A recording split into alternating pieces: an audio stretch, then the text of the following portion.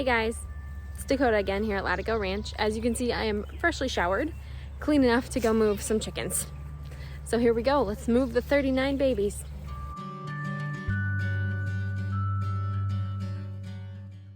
Before we get started, I wanted to give you guys just a little bit of basic chicken vocabulary so you're ready for the words you're going to hear today. A pullet is a young female chicken. A cockerel is a young male chicken. A hen is a mature female chicken, and a rooster or a cock is a mature male chicken. Today is one of those rare opportunities when two pieces of a puzzle finally fit together. About 2 months ago, I hatched my first batch of chicks, which we're affectionately referring to as the 39. And yesterday we finished the coop enough for them to finally move in. I just need to complete a couple of tasks. This area of our farm hasn't been productively used for at least 8 years, so a reused paint can was the handiest tool to transport some sawdust inside. Eventually, we'd like to use sand instead because it's easier to clean, reusable, and antimicrobial, so that'll help keep the bacteria at bay and the smell down. Another added benefit is that chickens love to take dust baths in the summer in the sun. But it's not quite in our budget yet, so sawdust will have to do for now. I've just got to flatten out a couple of these dust piles. Partially because I don't know if the chickens can do it, partially because it's really satisfying. Okay, now we have to make sure that everything is full of fresh water, so when we transport them over here, they can all get a good drink and feel right at home. Funny story with this watering container. As you can see, there's a screwdriver there and a chain added. Because the first time I went to use it, I had it in the baby's first pen, which is a little bit smaller, and I filled up the whole thing, and then you're supposed to be able to lift that little ring from the bottom and it'll open up the hole so that the water can flood in.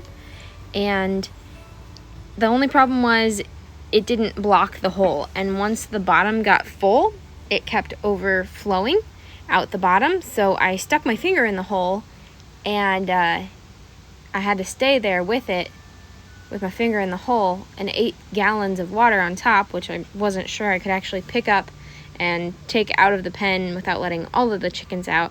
So I heard my uncle coming through the gate, and I actually had to yell from the barn, "Hey, Uncle?" "Yeah, what?" I made a mistake." And he came and saved me, but we did end up still spilling water all over the pen, and we had to replace all the bedding. So I learned the hard way that when you get a new water container, do test it out with only a small amount of water in it first, and probably not in the area with all the baby chickens in it. And if it's really big and heavy, have some help on standby. Don't try to do big things on your own, or you might end up with a really big mess. And just like that, our waters are all ready. Let's head to the barn and get those babies.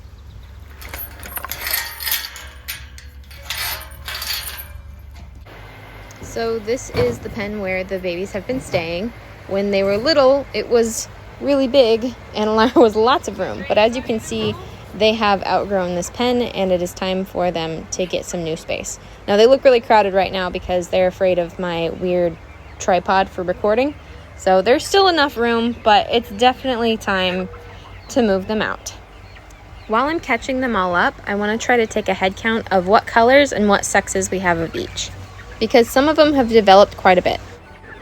Here is one of my Maran Wheaten pullets. I can tell this one's definitely going to be a pullet because of her coloring alone, because this fawn color is what the females tend to be, and the males end up having a much more solid color with red and black involved. I'll show you a rooster here in a second, or a young cockerel. All right, here is a cockerel, which is the technical term for a young male chicken. He is wheaten. Wheaten typically has this black kind of under color, but I did get blue wheaten also. So when you see the footage, you'll see a couple of them that look like this, but they have a lighter blue where that black color is. This is one of my favorite up-and-coming pullets, just because of her personality alone. She is an Americana, and she's the wheaten color, but she's blue wheaten. So she seems to have a lot of blue on her body. I don't know how normal that is or how it's going to develop in the future, but I really look forward to seeing it, and I make sure I hold her every time I get in the pen because I genuinely think she likes it. Here's that blue wheaten I was talking about, another young cockerel here. You can see how he's got the feathers on his back, his wings, his chest are all that light blue, slate gray color. So that makes him a blue wheaten. And of course I've got a pickup Spot. He's so friendly, I can't help it. His eyes are so pretty, they're this nice teal color. I still have to decide what I'm gonna do, but I might just keep him to eat ticks out of the grass. I don't know, I'm gonna figure something out. I also have several black copper babies, but I didn't take any videos of them. Right now I'm gonna grab up an olive egger. So I can't really tell if these are gonna be hens or roosters yet, but I do like them, and I'm definitely gonna keep them for laying some pretty rainbow eggs in the future. Okay, so I decided to go ahead and only load up 19, and then we'd come back for the other 20. The pen was a little small and it's kind of hot, so I wanted to stress them out as little as possible. Here's the first half moved in. We put them inside the coop so that they would know where to go to bed, hopefully. As you can see, a lot of them have their mouths open because they're hot and they were stressed a little bit. So right after this, we put them outside so that they also knew where the water was and they could start to cool down.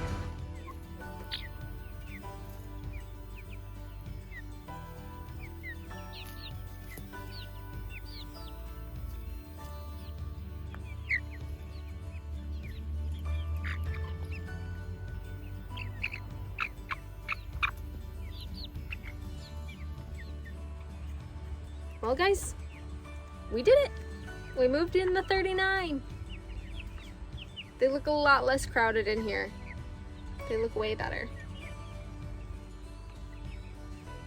They all moved over happy, healthy. We've got 3 different sources of water now. We're moving the feeder over.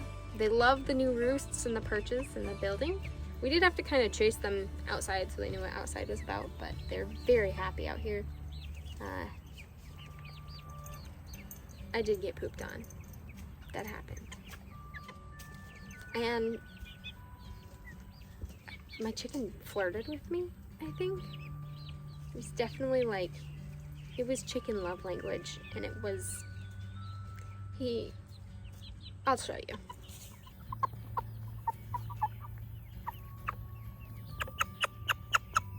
Are you trying to flirt with me? Are you flirting with me? Don't flirt with me.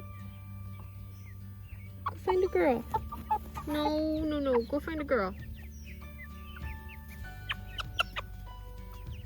Go get a hen. Yeah, like that. Talk to her. Also, we got scratched, so that's fun. But it's worse. There's more on the top side. And yeah. All in all, it's a good day. It's a good day. We got a lot of sun. Got a lot of stuff done. And now I get to just sit here and enjoy my chickens.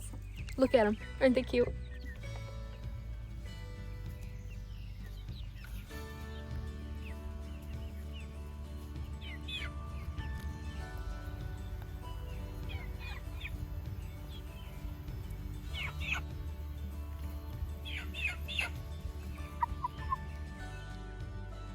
Just sitting here watching them is so peaceful.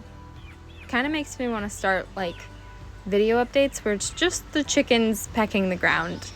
I don't know. Let me know if you guys think that's something you'd be interested in, because I could sit here for hours, I think, and just be.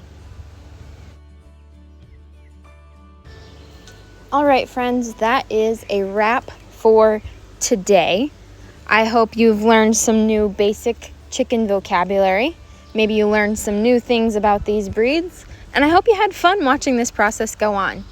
Do me a favor, make sure you hit the subscribe button, but go ahead and leave a comment below telling me exactly what your favorite breed of chicken is. And as always, thanks for spending some time over here at Lattigo Ranch.